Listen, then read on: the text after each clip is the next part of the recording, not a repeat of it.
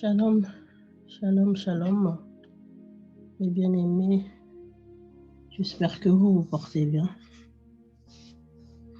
Tendre Père, je laisse ce moment entre tes mains.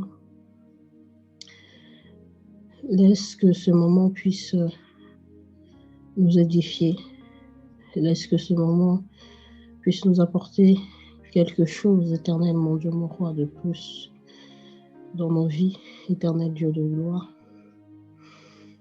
Que cette parole ne soit pas que pour les autres, mais que cette parole, éternelle, mon Dieu, mon roi, puisse me faire du bien à moi aussi, éternel Dieu de gloire. Que ton nom soit loué dans le nom de Jésus. Amen. Bonjour, comme je venais de le dire, aujourd'hui c'est moi, la sœur Family, qui va vous apporter quelque chose. J'étais en train de lire le livre de Ruth et je me suis, cela m'a beaucoup édifié et cela m'a poussé à me poser certaines questions. Cela m'a permis de pouvoir en fait réfléchir sur un sujet. Quand je lisais le livre de Ruth, cela m'a permis de pouvoir me poser la question sur les décisions que nous prenons en étant enfants de Dieu, des décisions qui, bonnes ou mauvaises, que nous prenons en étant enfants de Dieu. Et en lisant le livre de Ruth, je pense que tout le monde connaît un peu le livre de Ruth. Ruth, la belle fille de Naomi, Naomi, la veuve de Elimelech.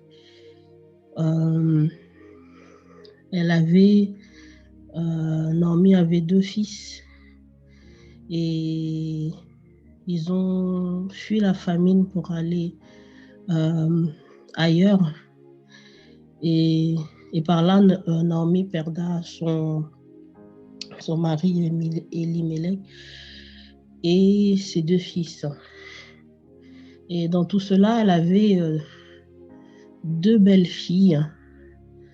Dans ces belles filles, il y avait une de ces belles filles, il y avait Ruth. Quand ses fils sont morts, elle a décidé de retourner en fait dans la terre de ses ancêtres avec une certaine tristesse parce qu'elle était venue avec sa famille et elle revient les mains bredouilles. Et comme nous connaissons dans l'histoire, nous voyons que Naomi dit à ses belles-filles de pouvoir aller dans leur famille respective parce qu'elle a plus de fils à leur donner. Au début, les deux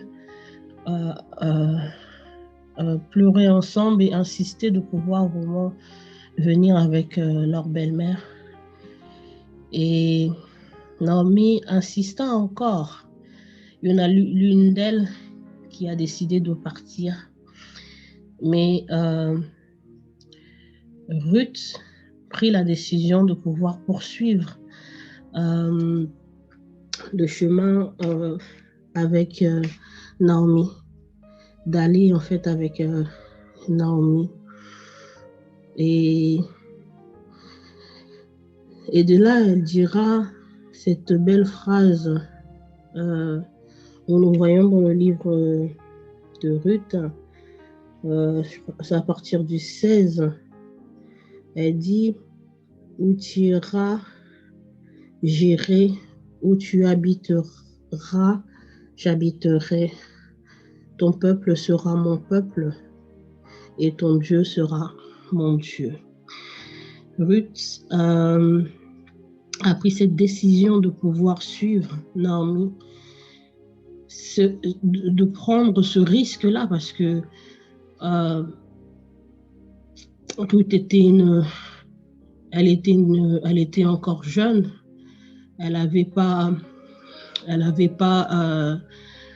eu encore d'enfant, son époux venait de mourir et de suivre sa belle-mère, c'est comme si elle se condamnait elle-même.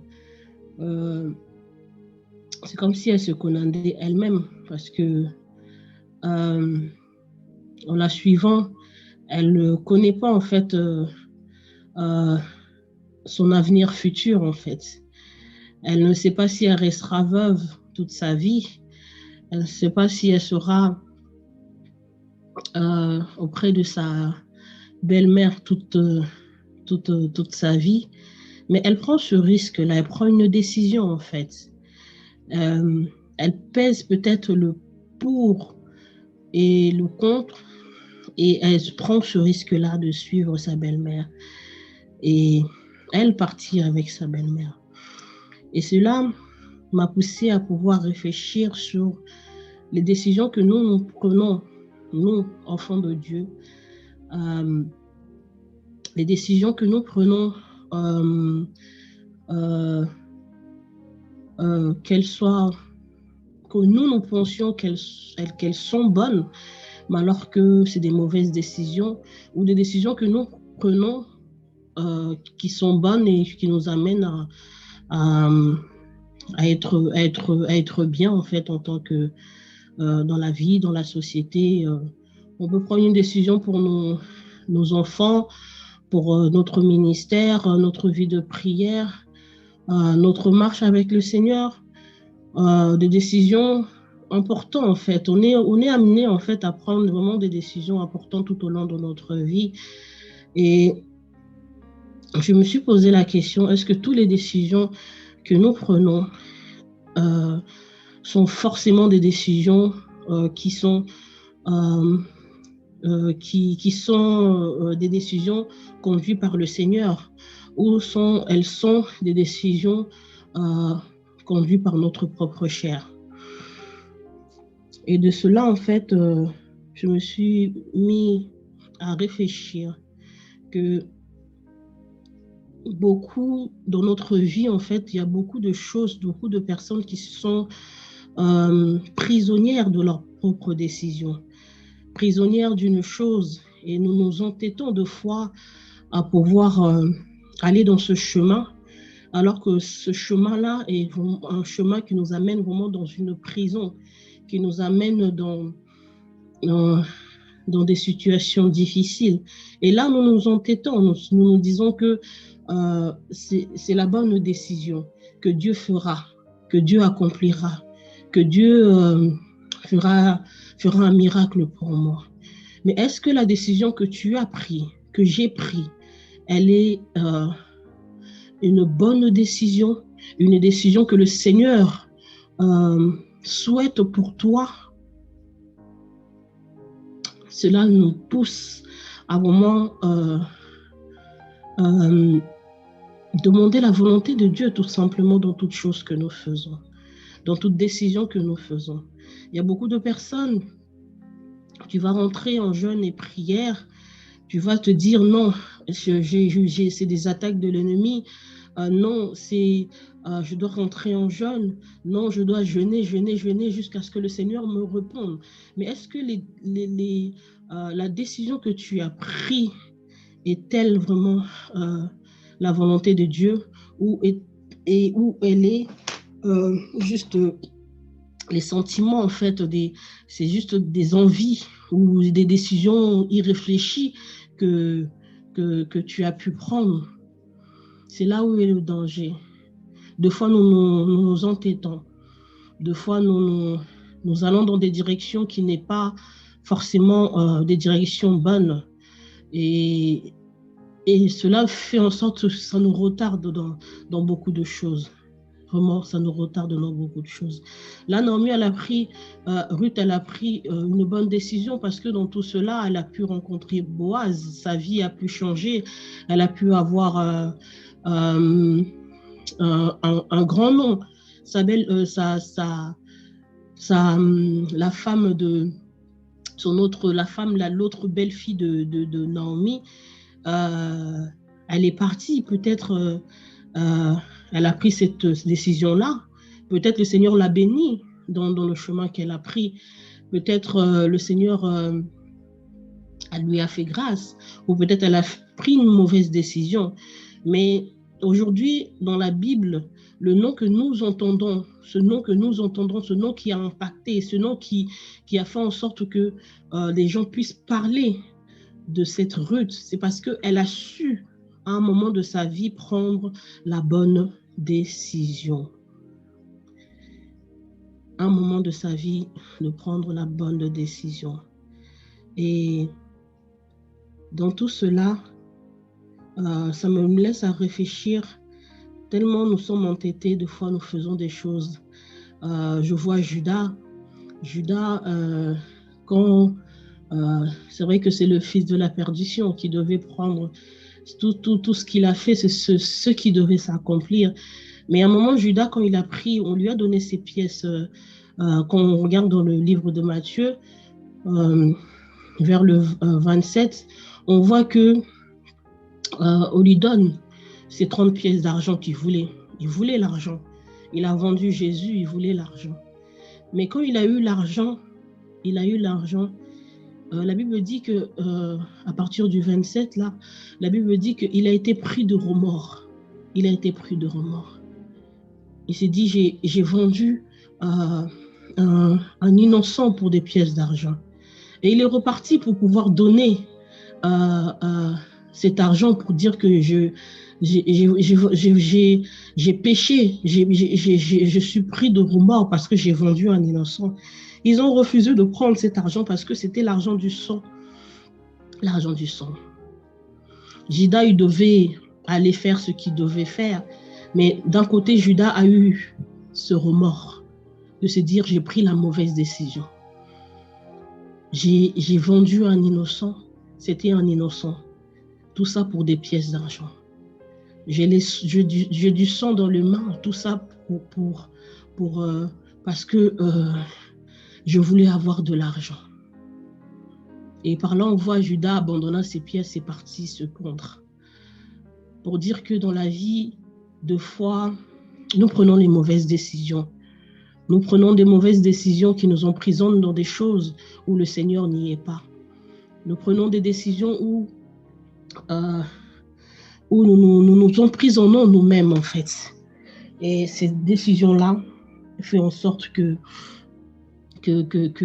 nous puissions pleurer, que nous puissions nous lamenter, que nous puissions se plaindre auprès du Seigneur, de se dire que tu m'as abandonné, alors que le Seigneur ne t'a pas envoyé à prendre cette décision. Dieu ne force personne. Dieu ne force personne.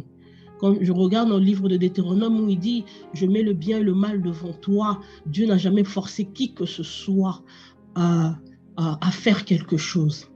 Il nous met cela. Il te met deux trucs devant toi. Il te met le bien et il te met à droite, il te met le mal. Maintenant, c'est à toi de pouvoir prendre la bonne décision. Moi, il m'est arrivé dans la vie où je me suis tiré les oreilles moi-même.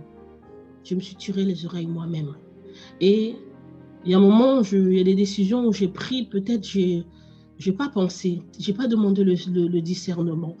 J'ai fait peut-être par rapport à mes sentiments à moi, mais j'ai pas peut-être, ou peut-être le Saint-Esprit m'a orienté, mais j'ai été têtue, où je me suis dit peut-être que non, c'est pas la voix du Saint-Esprit, c'est mes pensées, où j'ai peut-être pas pris le temps dans la prière. Et à un moment, il y a des moments où je me suis tiré les oreilles moi-même pour me dire bien fait pour toi, famille, bien fait, Oyo Kakate, bien fait. Si t'arrive cela parce que tu n'écoutes pas, bien fait pour toi. Bien fait.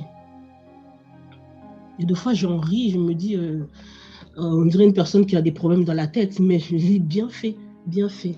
Parce que tu as pris cette décision, peut-être le Saint-Esprit t'a dit non. Tu as entendu peut-être une voix en toi qui te disait non, mais toi, tu t'es dit non. Ça doit être peut-être... ça doit être peut-être... c'est pas la voix du Saint-Esprit ou c'est pas ça. C'est pas Dieu. C'est pas Dieu. Alors que l'Éternel voulait tout simplement m'orienter autrement. Il y a beaucoup de décisions où nous nous emprisonnons nous-mêmes. Il y a beaucoup de choses où nous nous emprisonnons nous-mêmes. Est-ce que nous prenons tout le temps des bonnes décisions pour nos vies? Est-ce que nous prenons le temps de pouvoir demander au Seigneur de pouvoir nous orienter? Quand Jésus est parti et monté au ciel, il nous a dit, il nous a laissé le Consolateur. Il nous a laissé le Saint-Esprit. Et le Saint-Esprit, il nous montre la voie à suivre. Il nous montre la volonté du Père. C'est celui qui sonde les cœurs et les reins. Il sait de ce que nous avons besoin. Mais nous préférons deux fois faire des choses d'une manière irréfléchie et après on se plaint. On se plaint. Mais tu te plains de quoi? Tu te plains de quoi? As-tu écouté le Seigneur?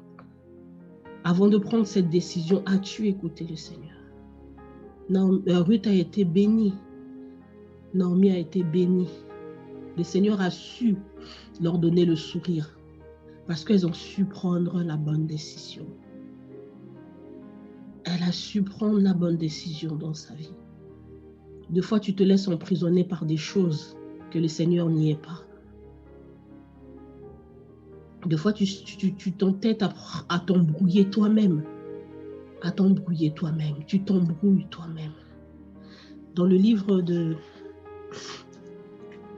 Jacques 1,5, la Bible dit, si nous manquons de sagesse, demandons-la. Si tu estimes que tu manques de sagesse, demande-la. Demande que le Seigneur puisse te faire du bien.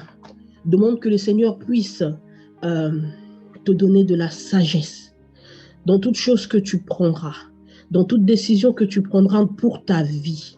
Demande au Seigneur de pouvoir te donner la sagesse. Demande.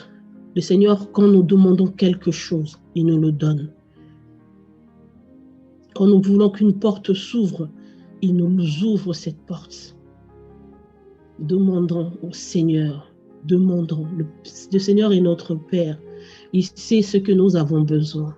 C'est lui qui connaît, le nombre de cheveux qu'on a sur la tête. C'est lui qui connaît nos caractères. C'est lui qui connaît nos défauts. C'est lui qui connaît, en fait, qui nous connaît avant même que nous puissions venir sur cette terre. Il nous connaît. Mais demandons au Seigneur avant d'accomplir quoi que ce soit.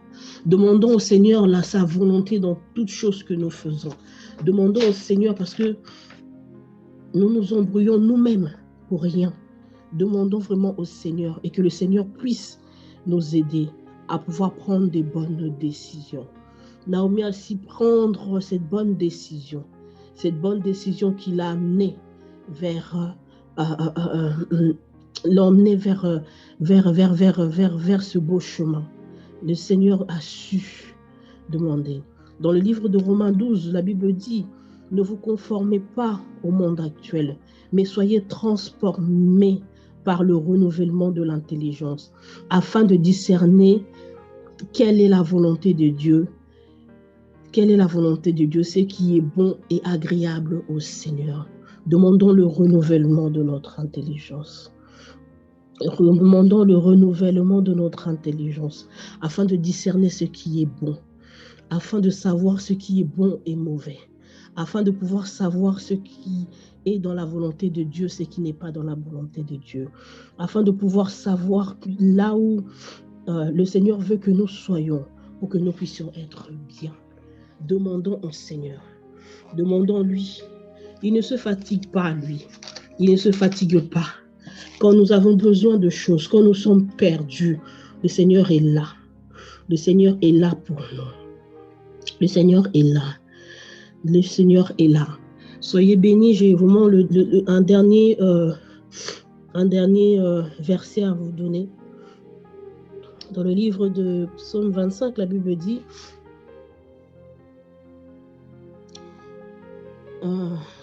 L'Éternel, fais-moi connaître tes voies, enseigne-moi tes sentiers, conduis-moi dans la vérité et instruis-moi, car tu es mon Dieu, tu es le Dieu de mon salut. Je m'attends à toi chaque jour. Que l'Éternel, je finis avec ce verset, que l'Éternel fait de moi connaître tes voies. Que l'Éternel enseigne-moi tes sentiers. Conduis-moi dans la vérité. Instruis-moi, car tu es le Dieu de mon salut. Je m'attends à toi chaque jour. Que l'Éternel puisse nous faire connaître ses sentiers. Qu'il puisse nous faire connaître ses voies. Et qu'il puisse nous instruire chaque jour de nos vies. Qu'il puisse nous conduire chaque jour de nos vies.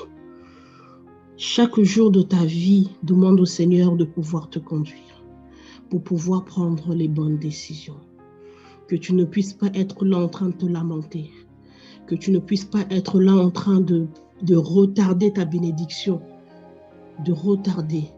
Beaucoup de gens retardent leur bénédiction parce que tu prends un mauvais chemin. Tu t'entêtes en plus à aller dans ce chemin. Le Seigneur va faire. Mais ce n'est pas là que le Seigneur t'attend. Le Seigneur nous attend, t'attend autre part. Mais toi, tu es là en train de t'entêter. Que le Seigneur t'aide à prendre les bonnes décisions. Le Seigneur, aide-moi à prendre les bonnes décisions pour ma vie. Le Seigneur, aide-moi à prendre les bonnes décisions pour mes enfants. Le Seigneur, aide-moi à prendre les bonnes décisions pour mon ministère. Le Seigneur, aide-moi à pouvoir prendre les bonnes décisions pour mon foyer. Seigneur, aide-moi à prendre les bonnes décisions pour mon église. Le Seigneur, aide-moi. Aide-moi à être une bonne personne. Aide-moi à prendre des bonnes décisions qui me conduira vers ma destinée. Que le Seigneur vous bénisse. Que le Seigneur vous bénisse. Demandez au Seigneur le discernement en toutes choses. Que là où vous avez perdu le sourire, que le Seigneur puisse vous donner ce sourire. Mais prenons les bonnes décisions pour ne pas pleurer après. Que le Seigneur vous